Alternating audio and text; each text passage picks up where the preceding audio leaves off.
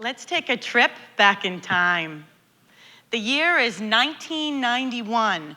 We're in the Berkshires, the frigid mountains of Western Massachusetts. You're at a college, and you notice a girl, like a lunatic, jumping up and down, grabbing something out of these trees. That girl is me, and I'm grabbing my bras out of these trees.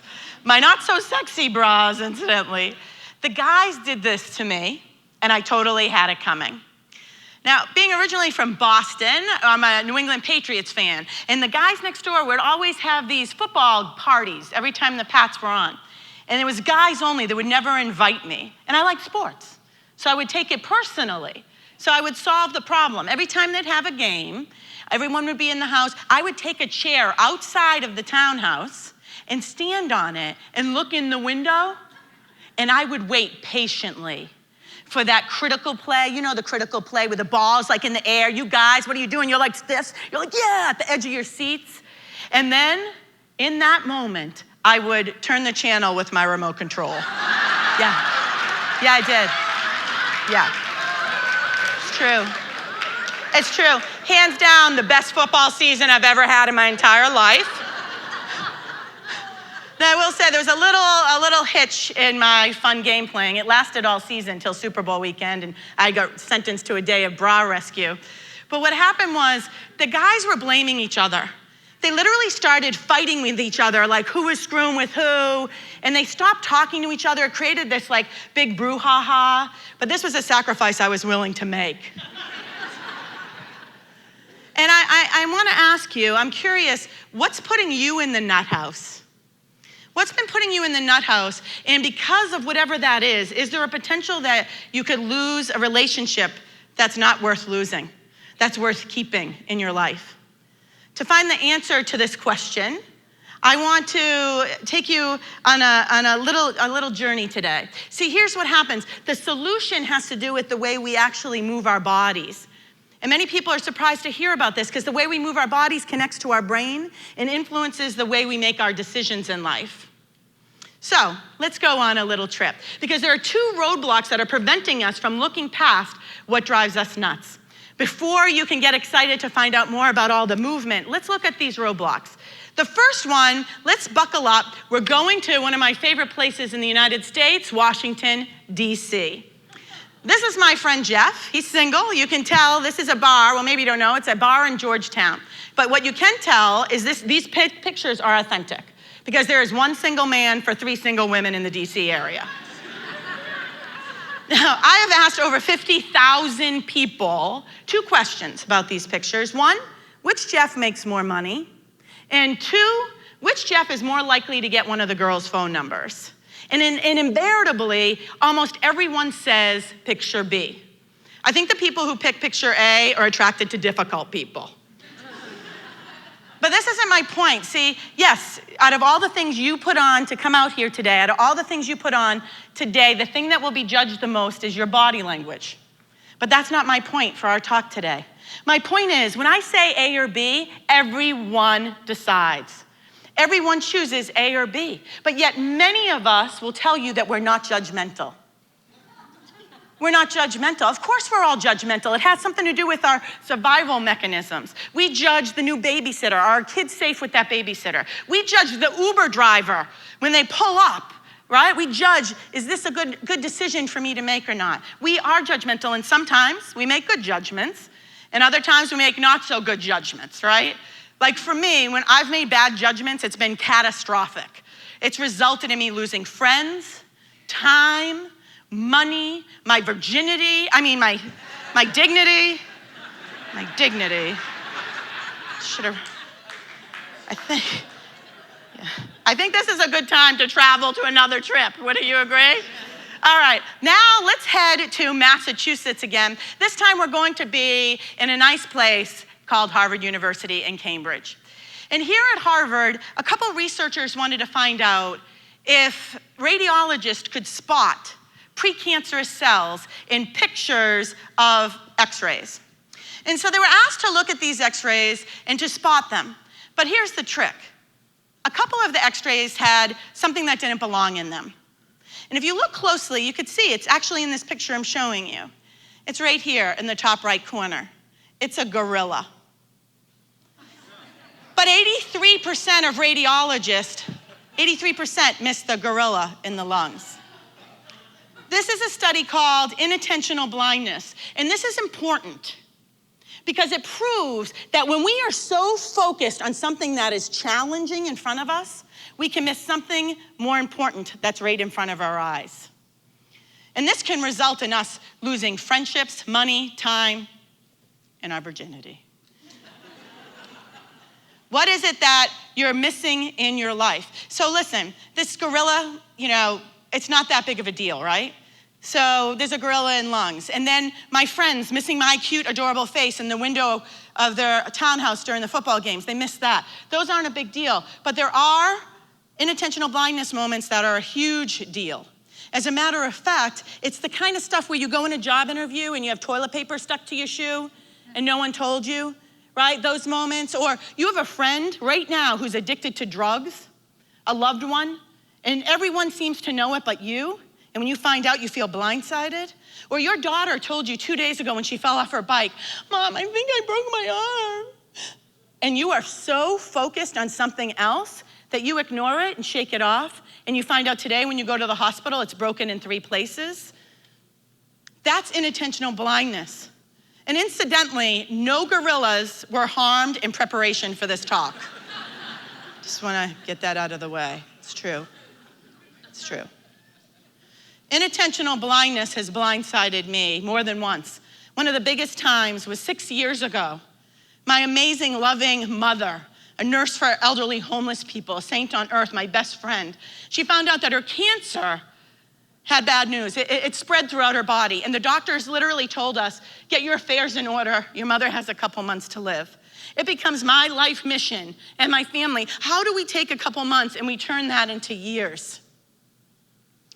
And while I was 100% focused on Mom, and all my attention was there, my trusted business partner and friend, my confidant, my anchor in the midst of a storm, stole thousands of dollars from me right underneath my nose. This was not only hurtful, this was embarrassing. Because here's the deal. I'm in the detecting deception business.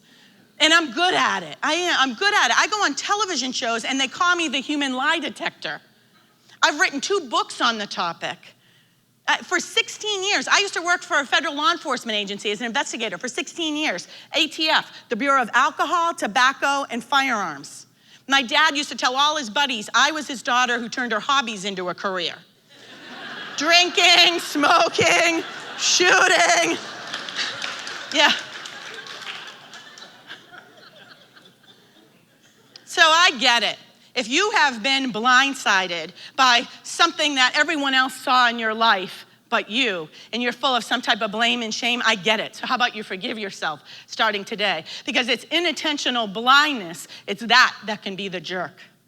What is it that we're missing that's right in front of us? Now, some of you are looking at me and you're saying, okay, so there's this inattentional blindness, and then there's this thing that you're talking about, we're judgmental. But we're judging stuff and we don't have the full picture. Janine, how do we get our ticket out of the nut house, out of crazy town? How do we look past the things that drive us nuts if these 2 roadblocks are in our way? I'm so glad you asked. Because now we get to travel to England, to the 1950s. And I want to introduce you to a man by the name of Warren Lamb. Warren Lamb discovered, he was a movement expert, and he discovered that the way we move our bodies literally connects to our brain and influences how we make decisions. He called it movement pattern analysis. Movement pattern analysis. This is really fascinating because it's almost like we have movement DNA, or we have a behavioral fingerprint. And we're so unique that by understanding this, it allows us to understand why some things drive me nuts, but they don't drive you nuts. Because we're all so incredibly different. As a matter of fact, there's 36 billion with a B, different behavioral fingerprints. And it allows me in these moments to take a step back and say, wait a minute, am I missing something here? But many of us have never heard of movement pattern analysis, right? We haven't heard of it. Why? I'll tell you why we haven't heard of it. We haven't heard of it because it literally is the gorilla in the world of body language. We don't know it exists, so we don't know to look for it, so therefore we don't see it. But it doesn't mean that it's not there.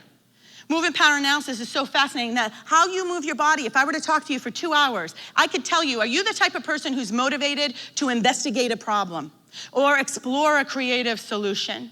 Are you the type of person that stands your ground or weigh pros and cons, maybe even take something complex and make it easy to understand? Are you the type of person that can seize the moment? Or are you the type of person that literally can look ahead in the future and see where all the problems are? Movement pattern analysis has been studied by Harvard University. The Pentagon secretly used it to predict decisions of world leaders like Putin when he took over a country by the name of Crimea. And titans, business titans from 30 countries have been using this for decades to make stronger teams and to hire executives, but many of us have never heard of it. So how do we do this? What is it that we can do differently now that we know that this exists, this movement pattern analysis? See, what we've discovered is that it can help you, it can inspire you to look at your situation completely differently, to look around the things that drive you nuts. Like for me, Jeanette's one of my business partners, and she's one of these people that can kind of drive me crazy. You may have these people in your life where they get so angry, they like come at you like at a diagonal, like when they're walking, like they're in ski boots. When Jeanette comes at me like that, in the old days, I used to think she was angry, but now I know that it's not anger. She's actually full of anxiety. The thing that drives me nuts about Jeanette is actually the thing I admire the most about her. Because in those moments, she's so living in the future that she's stressing me out. But guess what else she's doing? She's setting goals, measuring progress, updating plans. See, movement pattern analysis, it can't be changed. The reason you've never understood it or heard about it is because regular body language, what? We can manipulate it. I make a living out of this, right? So everyone steeple right here. When we steeple people, we can intimidate people. I say, when you shake someone's hand, don't shake it from the side, shake straight on. We face our belly button towards people we like, admire, and trust. I call this naval intelligence.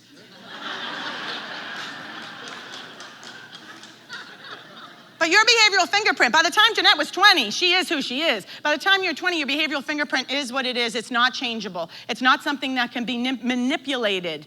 It is who we are. It stems back to those movements that we don't know how we're moving. That's who we really are. Think about my guys in college, right? The guys next door. They would do this move at the football games all the time. Maybe you guys do it too. Yes, This is called an increase in pressure. This links back to when we're little teeny kids. I have 3 sons today, and my 2 youngest are 2 and 1. And my little 2 and 1-year-old, when they don't get their way, they do this move. Does this look familiar?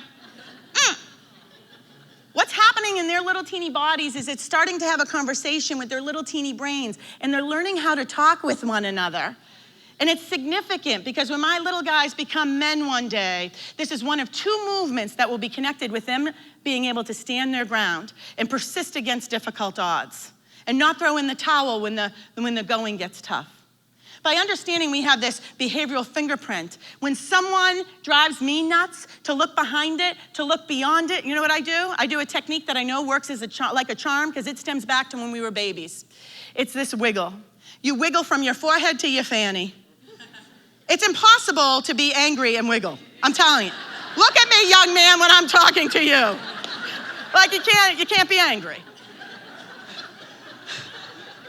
Try it, you can't. So Jeanette's like walking at me with an angle like a couple of weeks ago, like the ski boots. And she yells at me, and she comes up to me and she goes, I've been trying to call you for over an hour. Where have you been? I thought you were hurt. Now in the old days, the old Janine would become the lady with the big voice. But now that I know better, I do better. Maya Angelou would say, when you know better, you do better. So now I do better in those moments. See, what I know to do is to do this wiggle. So when Jeanette walks away from me, I'm behind her wiggling through the office. She has no idea. I'm 3 feet behind her and I'm wiggling. Through the office, through the lobby, all the way till we get to the bathroom. And I go in the bathroom, she sees me, and I give her a great big hug. And in that moment, I say to Jeanette, I love you, kiddo. And she cannot believe how I'm full of such compassion. And she literally burst out crying. Listen, I am addicted to this wiggle. There's tons of techniques we can use, but I love the wiggle. I think it's hereditary because my mother wiggled and wiggled wherever she went. She wiggled and danced in restaurants, in a bathroom, in airports. As a matter of fact, she wiggled her way to a miracle because what happened was she turned those couple months into 3 more years of living.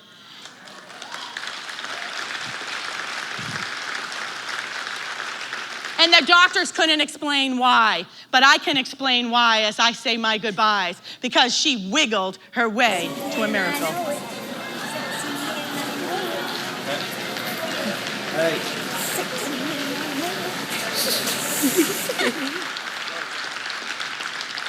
As we say goodbye on our journey and you return home to your lives, I challenge each of you to remember that we each have a behavioral fingerprint. We are unique. I challenge you to remember that if there are moments where you can't giggle it off, just wiggle it off. And I'm gonna tell you what's gonna happen. If you have the courage to do that, in that moment, you may just save a relationship that's worth saving. See, I know as a fact that when you are willing to help yourself, the world will pound down your door to cheer you on. And I believe that's an idea worth spreading. Thank you. Thank you.